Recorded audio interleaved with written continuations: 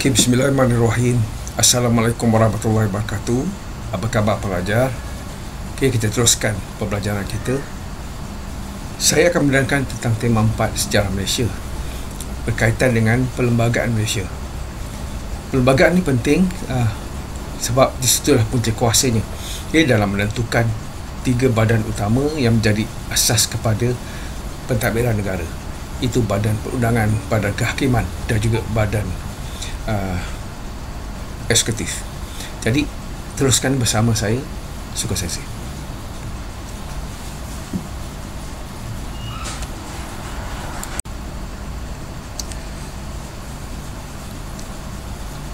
Bila kita sebut perlembagaan, apa yang perlu kita faham tentang perlembagaan? Perlembagaan merupakan undang-undang yang tertinggi dalam sesebuah negara. Jadi perlembagaan itu wujud dengan tujuan untuk mengendalikan pentadbiran kerajaan yang memerintah dengan licin dan saksama. Jadi perlembagaan itu sebagai satu dasar atau formula yang menyatakan bagaimana kuasa-kuasa awam di dalam sebuah negara dibahagi-bahagikan dan digunakan untuk menguruskan satu pentadbiran negara yang baik. Jadi dalam perlembagaan kita perlu melihat prinsip yang membentuk institusi negara seperti badan eksekutif, badan perundangan dan juga badan kehakiman. Ini sekaligus menyatakan kuasa dan peranan mereka dalam kerangka itu. Jadi perlembagaan diteruskan apabila terbentuknya Malaysia pada 16 September 1963. Dalam sistem raja berperlembagaan, Yang di-Pertuan Agong merupakan ketua negara dan menjadi tonggak kepada sistem pemerintahan negara. Jadi sistem raja berperlembagaan yang diperkenalkan sejak Tanah Melayu mencapai kemerdekaan pada 31 Ogos 1957. Jadi pemerintahan beraja yang telah lama bertapak di Tanah Melayu sejak zaman Kesultanan Melayu Melaka lagi pada awal abad ke-12 lagi. Jadi ini perkara penting yang menjadi asas kepada perlembagaan, sebab itulah undang-undang yang tertinggi dalam negara berdasarkan kepada 2 sumber, iaitu undang-undang bertulis dan juga undang-undang yang tidak bertulis. Kalau dulu kita panggil hukum adat. Adat seperti adat berparti dan juga adat temenggung. Jadi perlembagaan ini adalah satu undang-undang bertulis yang menjadi asas kepada pentadbiran negara. Itu perkara pertama yang kita kena faham tentang perlembagaan.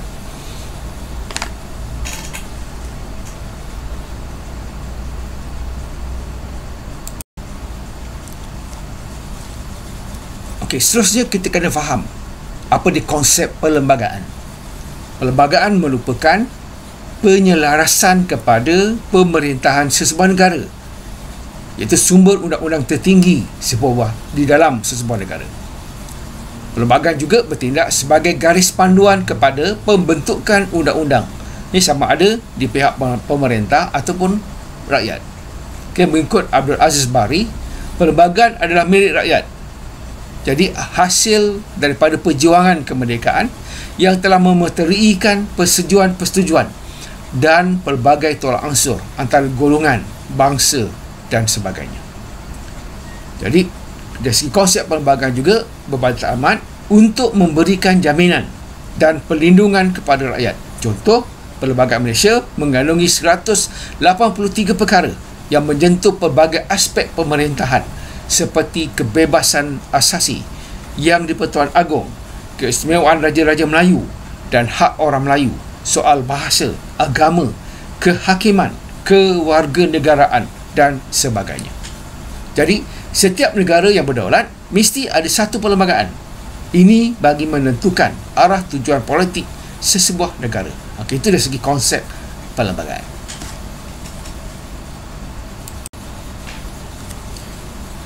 Okey pelajar, dalam Perlembagaan Persekutuan Malaysia terdapat 3 perkara asas yang kita perlu faham. Pertama, setiap individu mempunyai hak-hak tertentu yang dilindungi atau tidak boleh diganggu oleh mana-mana pihak. Yang kedua, mengikut Perlembagaan Persekutuan Malaysia, pembagian kuasa di antara kerajaan pusat dan kerajaan negeri telah dibentuk berdasarkan peruntukan Perlembagaan Persekutuan Malaysia. Dan yang ketiga, pengasingan kuasa di antara 3 badan utama, iaitu Badan Eksekutif, Badan Perundangan dan Badan Kehakiman. Inilah yang menjadi asas kepada Perlembagaan Persekutuan Malaysia.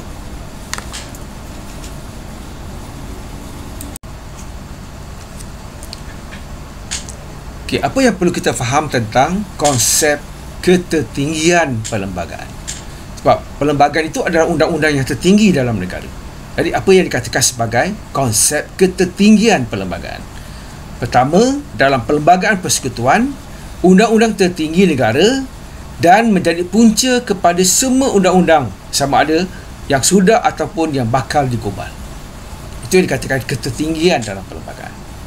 Kedua, perkara 41 dalam Perlembagaan Persekutuan Malaysia memperuntukkan bahawa Perlembagaan Persekutuan Malaysia adalah undang-undang utama persekutuan, dan apa-apa undang-undang yang diluluskan selepas Hari Merdeka dan yang berlawanan dengan Perlembagaan Persekutuan Malaysia hendaklah terbatal setakat mana yang berlawanan itu.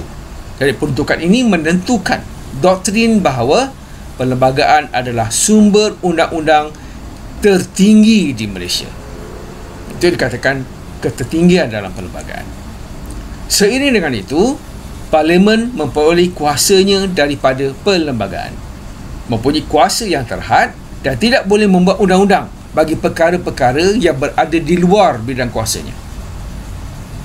Mahkamah pula mempunyai kuasa untuk membatalkan sesuatu undang-undang yang digubal oleh Parlimen jika undang-undang yang digubal di luar bidang kuasa dan bertentangan dengan Perlembagaan Persekutuan. Juga tertaluk kepada Perlembagaan Persekutuan. Seperti walaupun Yang di-Pertuan Agong adalah ketua utama negara ataupun ketua negara, Yang di-Pertuan Agong juga tertaluk kepada Perlembagaan Persekutuan. Jadi tidak ada sebarang institusi di Malaysia yang boleh mengatasi kuasa dan kedudukan Perlembagaan Persekutuan. Itulah yang dikatakan sebagai konsep ketertinggian dalam perlembagaan. Jadi perlembagaan itu berada di atas. Yang lain semua berada di bawah. Itu yang dikatakan sebagai ketertinggian dalam perlembagaan.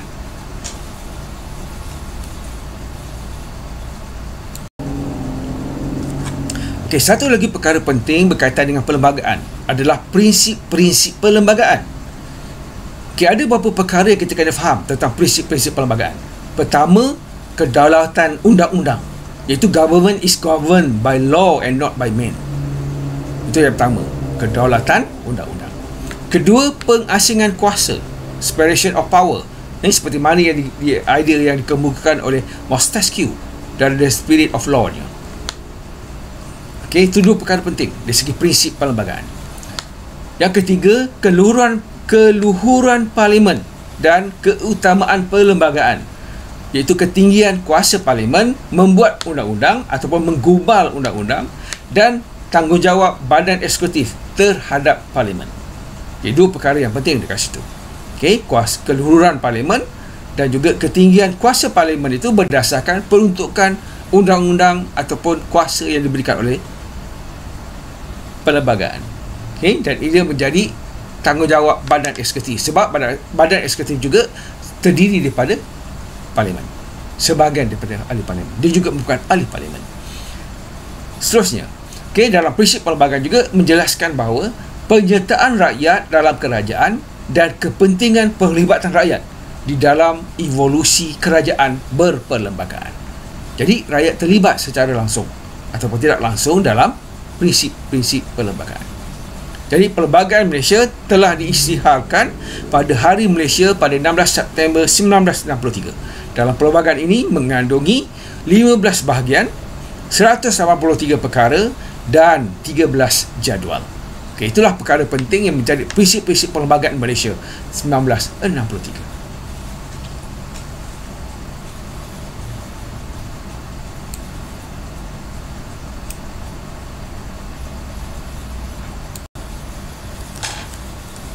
Pelajar, mari kita faham tentang kandungan perlembagaan.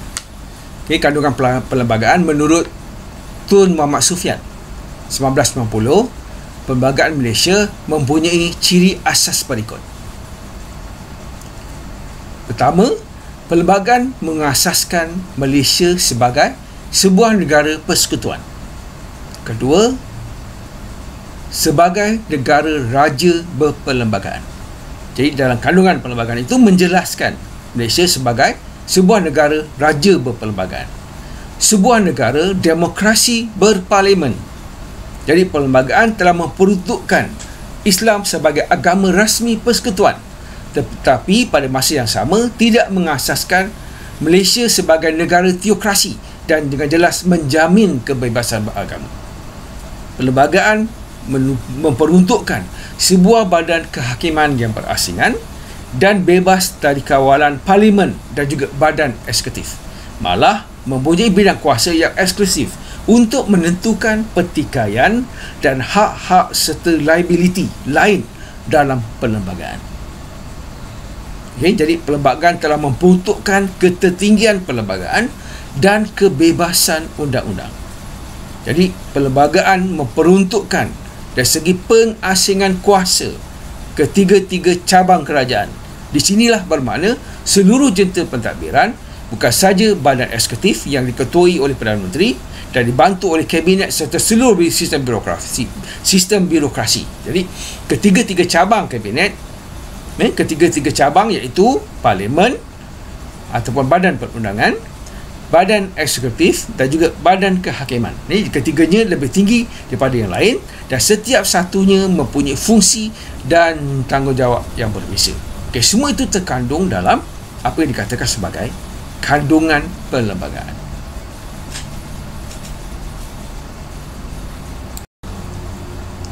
Okey, pelajar, mari kita lihat unsur-unsur tradisi dalam perlembagaan. Apa yang dikatakan sebagai unsur-unsur tradisi dalam perlembagaan Malaysia? Pertama, pemerintahan beraja. Menentukan bidang kuasa yang di-Pertuan Agong serta kuasa pemerintah dan juga hak rakyat. Melalui pemerintahan beraja, perlembagaan persekutuan merupakan undang-undang tertinggi negara. Dan semua undang-undang lain adalah tidak bertentangan dengan perlembagaan. Jadi Sultan diiktiraf sebagai pemerintah yang berdaulat dan berkuasa penuh dalam pentadbiran negeri. Yang di-Pertuan Agong pula dikehendaki bertindak menurut nasihat Perdana Menteri dan jemaah kabinetnya. Jadi kerajaan pusat juga diberikan kuasa untuk membelanjakan wang bagi tujuan pentadbiran agama Islam dan juga undang-undang syariah. Ikut Seksyen 36 dan Seksyen 37 Akta Pelajaran 1961 yang mewajibkan mana-mana sekolah yang menerima bantuan kerajaan supaya memperuntukkan pelajaran agama Islam kepada pelajar Islam dengan syarat jumlah pelajar tidak kurang daripada 15 orang.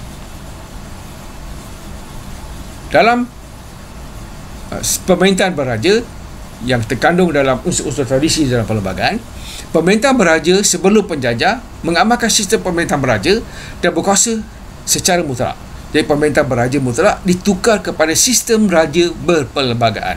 Ini dikehendaki menerima nasihat anggota kabinet dan bertindak menurut nasihat itu. Itulah unsur penting yang pertama, iaitu berkaitan dengan pemerintahan raja berperlembagaan. Ikan di Malaysia diketuai oleh Yang di-Pertuan Agong sebagai ketua negara. Dan itu di peringkat persekutuan. Ini dan di peringkat negeri, Sultan sebagai ketua di peringkat negeri.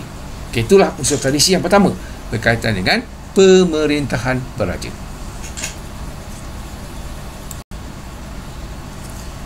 Okay, unsur tradisi dalam perlembagaan yang kedua adalah agama Islam dan kebebasan beragama. Perkara 160 dalam perlembagaan persekutuan menyebut bahawa seseorang yang ditakrif sebagai Melayu ialah seorang yang beragama Islam, lazimnya bertutur dalam bahasa Melayu dan mengamalkan adat istiadat Melayu. Jadi hak menasihati raja dalam semua perkara pemerintahan tidak menyentuh sama sekali agama Islam dan adat istiadat Melayu. Perkara 3 cerai yang pertama, perlembagaan persekutuan, Islam adalah agama bagi persekutuan, tetapi agama lain bebas diamalkan dengan aman dan damai di mana-mana bahagian persekutuan. Ini membolehkan kerajaan negeri dan kerajaan pusat menubuhkan, menyelenggara dan juga membantu pertubuhan Islam di Malaysia. Itu perkara ataupun unsur tradisi yang kedua dalam perlembagaan Malaysia. berkaitan dengan agama Islam dan kebebasan beragama. Pelajar, perkara ketiga yang dikatakan unsur tradisi dalam perlembagaan Malaysia ialah berkaitan dengan bahasa Melayu. Dalam perlembagaan menjelaskan bahasa Melayu digunakan secara meluas untuk tujuan rasmi seperti mesyuarat, surat menyurat, penulisan minit mesyuarat dan juga prosiding perundangan di kebanyakan negeri seperti Kedah, Perlis, Kelantan, Terengganu dan Johor. Perkara 152 dalam perlembagaan persekutuan, bahasa Melayu telah dijadikan bahasa kebangsaan persekutuan. Yang ketiga, pemberian taraf kebangsaan kepada bahasa Melayu telah memberi kesan yang mendalam daripada pengiktirafan sebagai bahasa rasmi. Jadi bahasa Melayu secara automatik menjadi bahasa perantaraan dalam semua maksud rasmi. Fasal 6 dalam perkara 152 Perlembagaan Persekutuan menjelaskan takrif maksud rasmi sebagai apa-apa jua maksud kerajaan sama kerajaan persekutuan dan kerajaan negeri, dan termasuklah apa-apa maksud sesuatu pihak berkuasa awam. Jadi bahasa Melayu sebagai bahasa kebangsaan bertujuan untuk menyatu padukan pelbagai kaum ke arah sebuah negara yang bersatu melalui satu bahasa yang sama yang digunakan oleh semua rakyat, iaitu bahasa Melayu.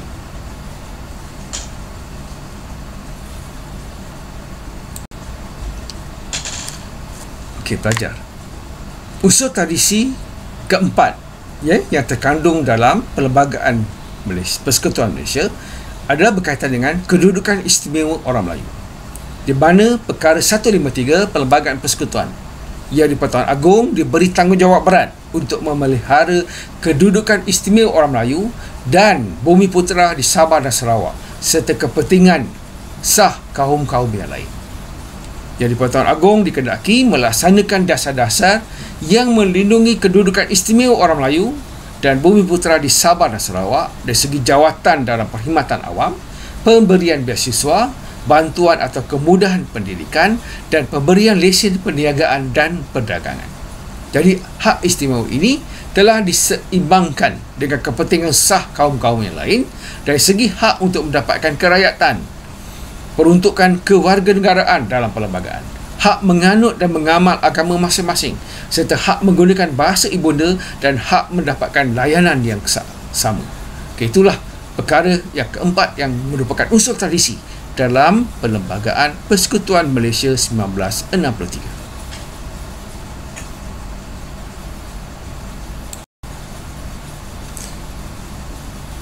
Apa yang kita boleh simpulkan berkaitan dengan Perlembagaan Persekutuan 1963? Pertama, unsur-unsur penting dalam perlembagaan menjadi tunggak kepada kestabilan dan keutuhan negara Malaysia selepas merdeka.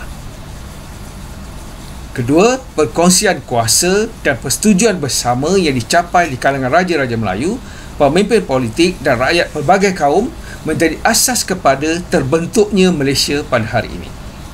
Yang ketiga, kepentingan unsur tradisi ini kerana ia menjadi faktor penting untuk mewujudkan identiti Malaysia dan memupuk persepahaman ke arah perpaduan. Jadi perkara-perkara ini juga yang menjadi identiti Malaysia. Jadi kestabilan negara banyak bergantung kepada identiti ini. Itulah Perlembagaan Persekutuan Malaysia 1963.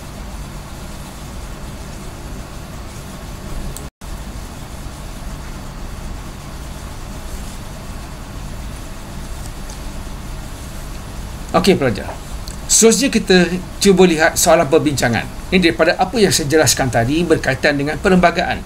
Okey, dari segi konsep, ini dari segi ketinggian dalam perlembagaan, okey, dan perkara-perkara ataupun unsur penting yang terdapat dalam perlembagaan, juga prinsip-prinsip perlembagaan. Jadi cuba lihat soalan ini. Bincangkan unsur-unsur tradisi yang terdapat dalam perlembagaan dari tahun 1957 sehingga tahun 1963. Iaitu maksudnya daripada Perlembagaan Tanah Melayu Merdeka 1957 menjadi asas kepada Perlembagaan Malaysia tahun 1963. Jadi kita kena faham, pertama dalam soalan ini bincangkan, itulah tugasan. Kita nak bincangkan kehendak soalannya iaitu unsur-unsur tradisi. Ada 4 unsur tradisi yang saya jelaskan tadi. Pertama, dari segi raja, kedudukan raja berperlembagaan. Kedua, yang berkaitan dengan unsur tradisi lah berkaitan dengan agama Islam, bahasa Melayu, dan juga tentang hak istimewa orang Melayu dan juga kaum bumi putera yang lain. Okey, itu antara 4 perkara penting yang menjadi unsur tradisi dalam perlembagaan. Itu kita perlu jelaskan. Okey, apa yang dikatakan sebagai unsur tradisi dalam perlembagaan antara 1957 hingga tahun 1963 sebagai latar masanya. Dan perlembagaan itu tempatnya merujuk kepada Tanah Melayu dan juga Sabah dan Sarawak. Okey, teruskan ulang kaji bersama saya. Teruskan untuk menghadapi peperiksaan. Okey, teruskan ulang kaji. Okey, jaga kesihatan. Okey, teruskan. Ini semoga anda dapat menjawab soalan dengan baik. Selamat melaju jaya. Terima kasih.